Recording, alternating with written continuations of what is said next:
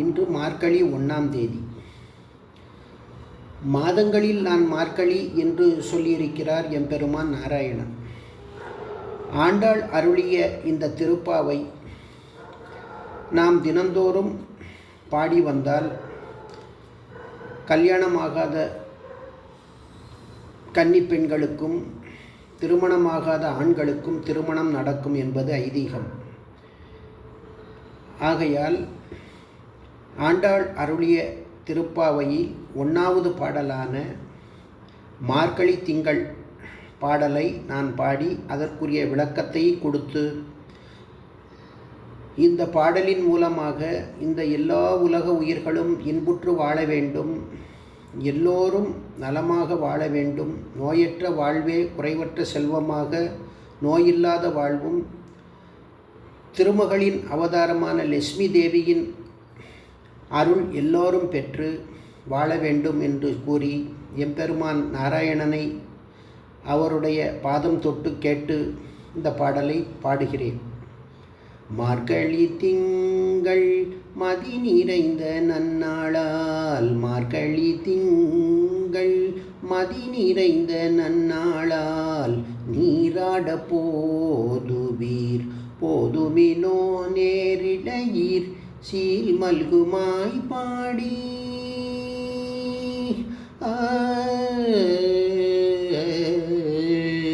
Seal மல்குமாய் பாடி செல்வச் சிறு மீர்கள் ஊர்வேல் கொடும் தொழிலன் நந்தகோபன் குமரன், ஊர்வேல் கொடும் தொழிலன் நந்தகோபன் குமரன், ஏறார்ந்த கன்னி யசோதை இளம் சிங்கம், ஏறார்ந்த கன்னி யசோதை இளம் சிங்கம், கார்மேனி செங்கண் கதிர்மதியம் போல் முகத்தான் நாராயணனே.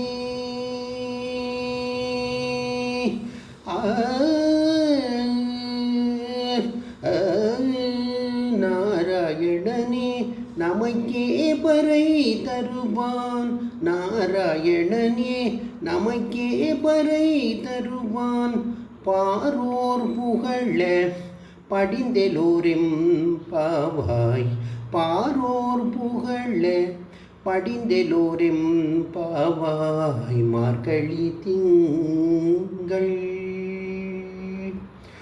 அழகிய அணிகலங்களை அணிந்த கன்னியரே, சிறப்புமிக்க ஆயர்பாடியில் வசிக்கும் செல்வ சிறுமிகளே, மார்கழியில் முழு நிலா ஒளி வீசும் நல்ல நாள் இது.